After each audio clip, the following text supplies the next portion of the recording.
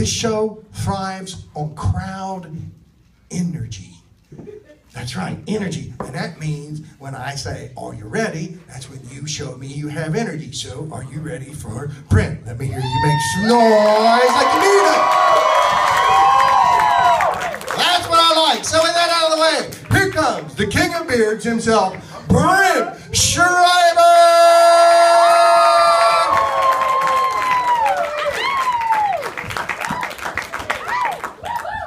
Thank you, Michael Buffer.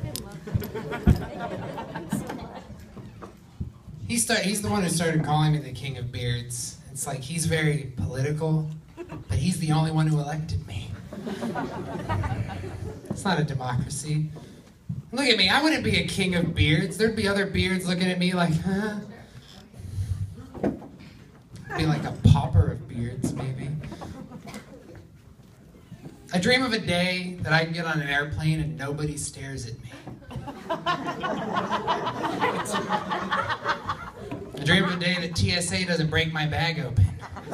Every time. It's not even my fault. I dream of a day that you show up at an interview clean shaven in a nice suit and you're like, I'm gonna get this job. And then you see me dressed like this and you're like, fuck, I'm not gonna get this job. I dream of a day that I could swing an axe and actually be a lumberjack. Axes swing me though. It's like, I almost became a cop.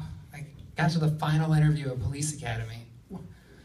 Then they saw what I looked like. They were like, we don't do online applications anymore. You're welcome, I'm not out protecting the streets. I'd have to shave. That'd be terrible. Imagine me shooting a gun. I'd fly through this wall. I could be, bye.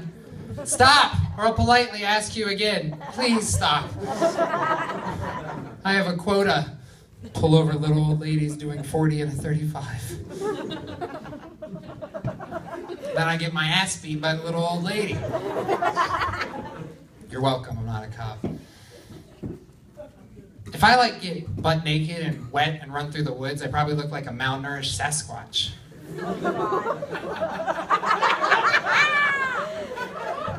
And those don't exist because malnourished Sasquatches, they die. So it's, but that's just if I'm butt naked running through the woods. I have a legendary story of a creature that I've made up. Would you like to hear it? Yes. It's from the Cretaceous. What? No, this is the Cretaceous period. Jurassic? I don't know. It's a Tyrannosaurus Rex, and it's a whore. But it's not like all the Horlociraptors. Like those were cunts.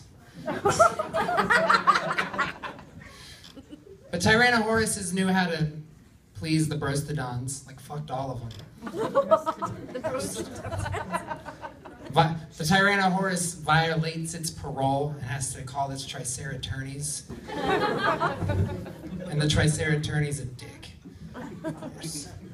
And they're vegan, so that's why they're extinct. Tyrannosaurus. I love Nintendo. Yeah, Nintendo. I kind of went the opposite direction. Like kids would like have the handhelds first, and then you grow out of those. It's like now I'm an adult and I have a handheld.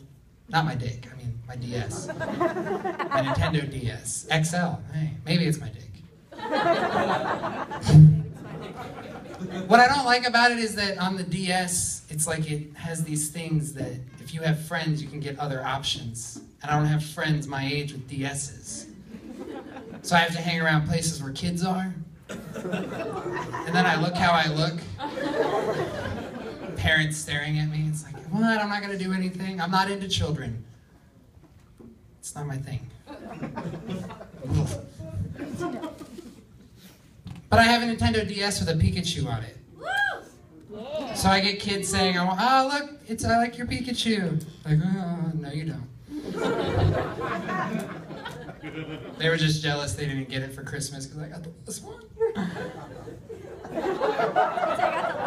Who wants to be my DS friend? We just walk by each other and we're friends. Like that's how it's supposed to work, but I don't have any friends. I could drive down the street just hoping, follow those cars.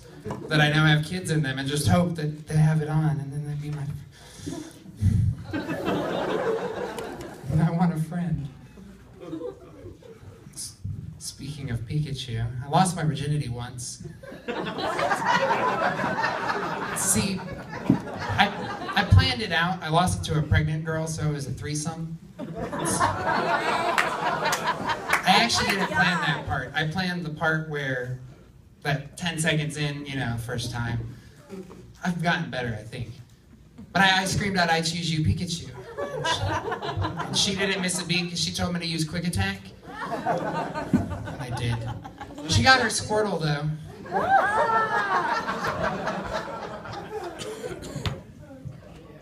Take this Jigglypuff and go to sleep. I'm going home. I like pregnant women. I don't know why. It's because I lost my virginity to one. It's like a curse. It's like I want to hang out with you for like 6 to 5 months and then I'm out. Collect child support. That's what I recommend. It's not mine. They garnish wages for that, don't they? Yep. I own a house. No one believes it. Looking the way I do. I have a ghost that lives at my house who pays more rent than one of my roommates. Thanks, ghost.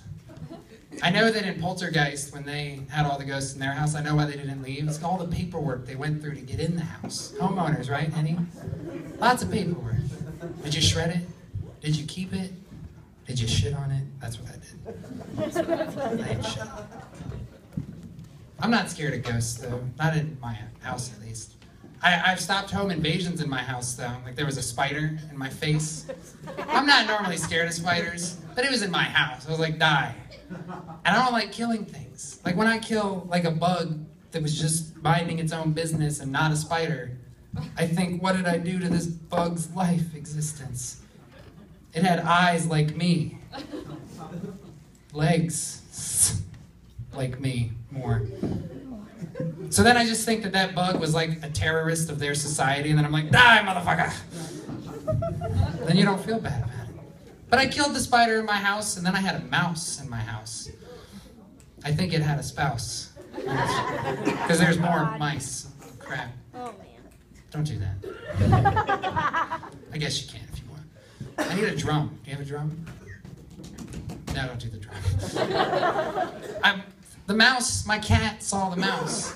And what are cats supposed to do to mice? He did. Had it in his mouth and everything. But then he dropped it. I think he felt bad for the mouse. So like I'm sitting there like, now what do I do? Like it's feigning death at this point, but I know it's alive. I pick it up with my hand and then I squeeze it till it's dead. It's the circle of life, motherfucker. Ah! Do you know what mouse blood tastes like?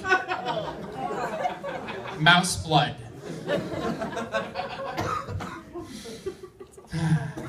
I liked moving into my neighborhood, except for that I thought it would be people walking over with Jell-O molds.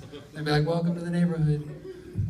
No, they just look at me all the time, like I'm on the neighborhood watch list. But there is one, and I was never invited. So that means, yeah, it's terrible. Like I'm harmless. I sit in my house playing video games, smoking some marijuana. And they don't have daughters, they're good. I have a job. I work for insurance for auto accidents. Like when you get into an accident, you get to talk to me and tell me what happened, and I get to tell you you're an idiot. I'm the guy that you call and say, I'm getting Kalfus and Nachman, and I'm like, is that the hurt line? Like I hear stupid things on the phone. Like people call me ma'am on the phone. Like I guess my voice, maybe. But then I hear it and knowing what I look like, it just hurts the soul. Like 5 times and it's like, I want to correct them, but they're part of my survey. It's terrible. I have a mute button for shit like that. So it's like, they call me ma'am, I'm like, mute this motherfucker. Unmute, okay, yeah, whatever. I hear stupid stuff though. Like you've all been in your cars. My first car accident, I had a funeral procession. I'm dead serious. They should have secured the body better. Oh my God. Like, you get a phone call and they say that they put diesel gasoline in their Toyota Prius. It's like, go green, but not the green pump, because that's usually diesel, right? Fortunately for them, their policy covers stupidity. We paid the claim. Here are random things, though, like driving down the road and a pterodactyl hits your car. What? Yeah, mute. A pterodactyl? Unmute. Are you sure it wasn't an ostrich? Fortunately for you, you're an idiot. Your policy does not cover prehistoric animals. Go to an insane asylum. I don't know. That claim was covered. It wasn't a pterodactyl. One thing I hate, too, is when I get to determine who's at fault in an accident, and I get someone saying that somebody came out of nowhere. And it's like, that doesn't make sense to me. There's no such thing. They came from somewhere. Was it a left or a right? You told me they were driving a Honda Accord, but now you're describing a DeLorean. Was Michael J. Fox driving? And was he shaken up at the scene? Him and I go way, way, way back to the future. You know who could say he came out of nowhere? Mary, when Jesus was born. Came out of nowhere. I love texting while I'm driving, because I'm really good at it. I live to tell the tale. Look at me. Hey. It all started at a traffic light, though. You're like, at the traffic light, I get this done, and then you start to go, and you're like, okay. You know it's illegal, right? Like, people are up on the wheel, like, texting, and I'm like, yo, cops, put them down here. Texting and looking for the police. You're just like, no. I'm really good at it, though. Have you ever been texting and driving and almost hit a guardrail? And then texted about it? OMG, LOL, that guardrail came out of nowhere, frowny face. And then I was never heard from again. My name's Brent Schreiber, Cinema Cafe. You guys are awesome. Congratulations, there's newlyweds back there.